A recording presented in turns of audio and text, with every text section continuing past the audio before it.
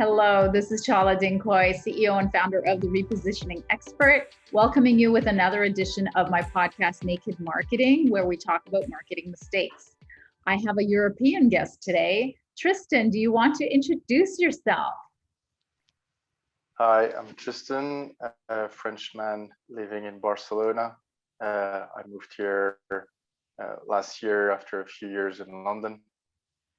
And I'm a strategy consultant. I also run an online media on Fintech. And my background is in corporate strategy, in banking and corporate finance as well. Very cool. So who exactly do you help specifically? So I tend to work with smaller firms, so fintech startups, for instance, that have an idea but are not sure exactly how to turn an idea into a business. So that's what I like to do. I've been doing mentoring for a few years. So last year, when I was trying to figure out what to do with my life, I thought to jump in from corporate strategy, like in a big structure, to actually helping businesses kind of take off or kind of may put everything in order. So it can be also specific things like, how do I improve my distribution, my marketing, my cash flow. So I help on specific stuff within a business plan as well. So are you allowed to say what big corporation you were with prior to this? Yes, I was working for Virgin Money, so one of Richard Branson's company. Very cool. What was it like? It was quite cool. So actually, I mean, it's a bit complicated because we went through a merger in 2018. So I was part of another banking group before, and we merged with Virgin Money in 2018 and took the Virgin brand. And it's actually quite interesting because the brand is obviously very strong.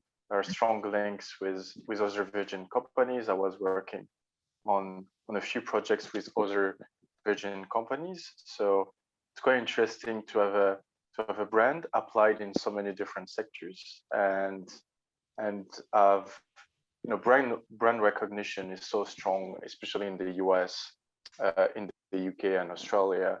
And it's quite amazing because after I don't know, like 40 years, it's still very, very strong brand, and it's still new businesses coming to the market, Virgin Galactic, for instance. So it's a real like marketing success story in that respect. Yes, for sure. So what possessed you to go out on your own? I think it was time for me to leave London. London was fun for about 6 years, but I wanted a bit more sun. So I came here to Barcelona, and also to be closer to my family that is in the south of France. And at that point I was like, what am I going to do with my life? And after a few years in a big corporate, I thought, maybe I should try something else. And I started doing a bit of freelance, and then I thought actually I should set up a structure and do that and see where it goes from here. And that's what I've done so far. And now I'm looking at other business opportunities and also setting up like new businesses. So actually, the entrepreneur life is quite cool, very different from being in a 10,000 people company, but it's also quite fun. What's it like living in Spain? Like, you don't speak Spanish, do you? Yeah, I do speak Spanish. So I'm French, but yeah, I speak Spanish. I speak also English. And here there's also the twist that there's another language which is Catalan, which is kind of a mix of Spanish and English. But I work mostly with international companies in the UK, in the US.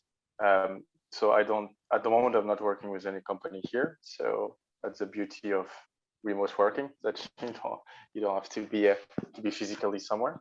But I guess over time I'll try to also work with more local companies. I have a few in my pipeline that I'm trying to convert into clients, so to do a bit more local stuff. Wow. I mean, do people still, I mean, I was in Spain, I guess 15 years ago. Is there still a siesta? No, I mean things are changing. I mean it depends. There is a good lunch break, especially coming from the UK, where you eat a triangle sandwich in front of your screen for 15 minutes. Here there is more a culture of having a break, sitting down, having lunch, but they've been shortening that break that used to be, as you say, 2 3 hours. Yeah, it was three. You have lunch, you take a break.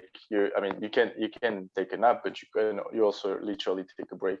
Then you go back to work and you work until later in the day. Yeah. But now, with especially with the globalization, they've tried to align much more to the rest of Europe that doesn't do that. So, I know. so I it's was a bit. very impressed. That's fine. Are you guys in lockdown? No, no, there wasn't a hard I mean, there was a hard lockdown last year, but since I moved, it's been restrictions. So around like bars and restaurants were restricted in terms of opening hours for a bit. Same for movements within the regions in Spain. But since it's been a few months now that we're quasi normal. Last month they've said that they've allowed there was a curfew at 10 p.m. Now there isn't any curfew. Restaurants can open until midnight. So or slightly in a normal life, but midnight is early in Spain. So I guess we'll go back to normal when you're able to have drinks all night and well, we'll see. I guess we're not so far. Vaccination is underway, like in most places. Americans can come to Spain since yesterday if they're vaccinated. Um, so yeah, I mean, we're back to some kind of normality after only a year and a half. It's amazing. Woohoo! Party. Yeah. Well, in Canada, we're still in lockdown.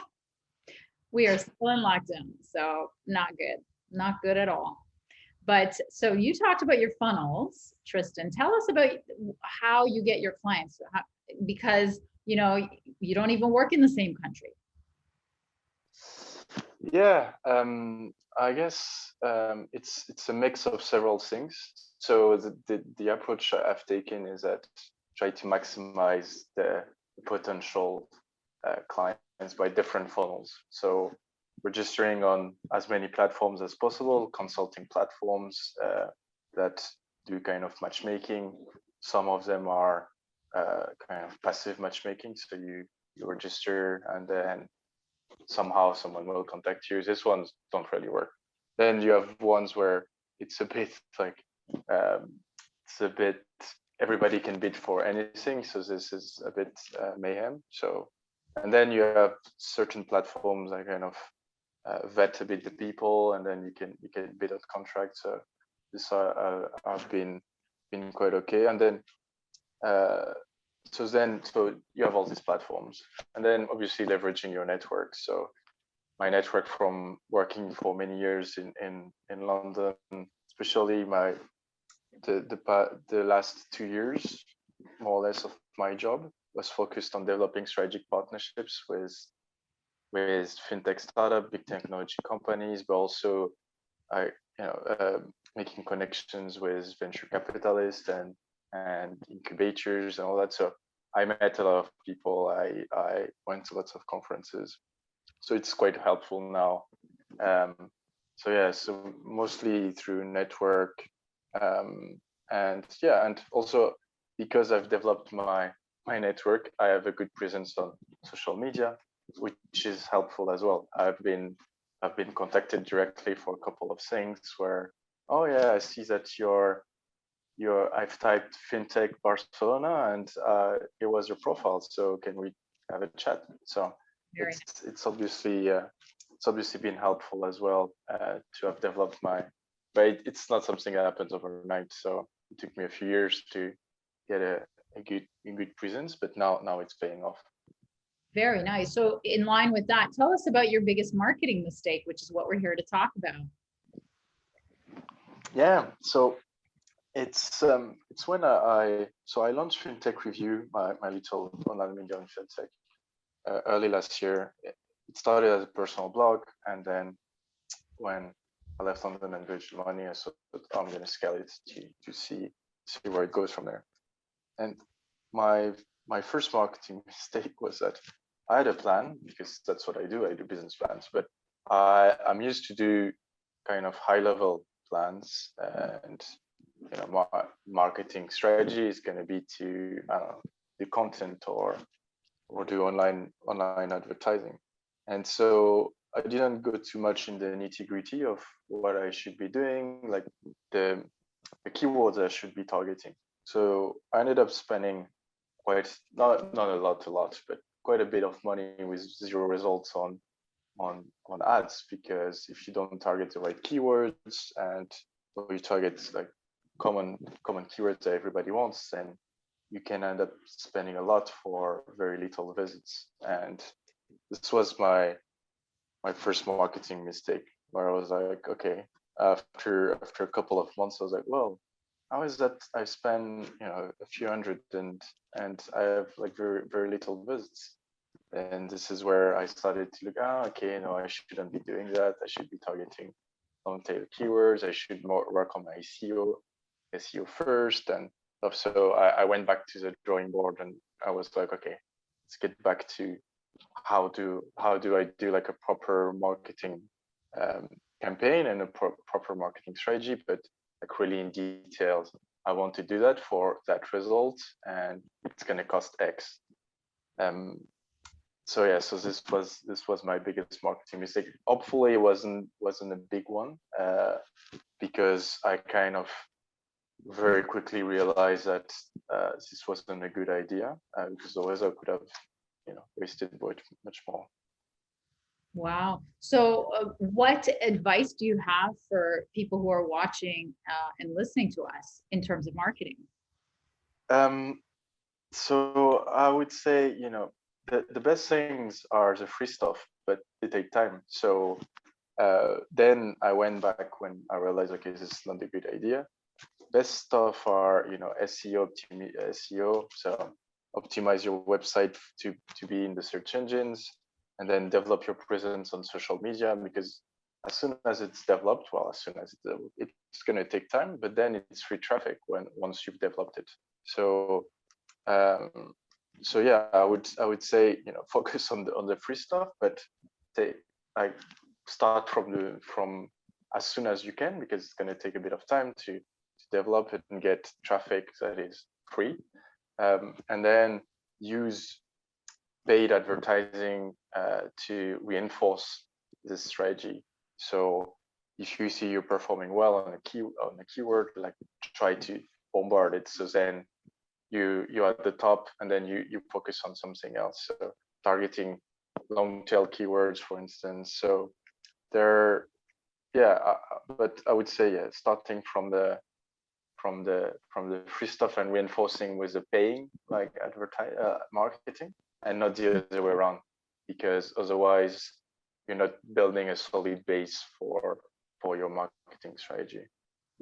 Very good advice. So, how can people reach you?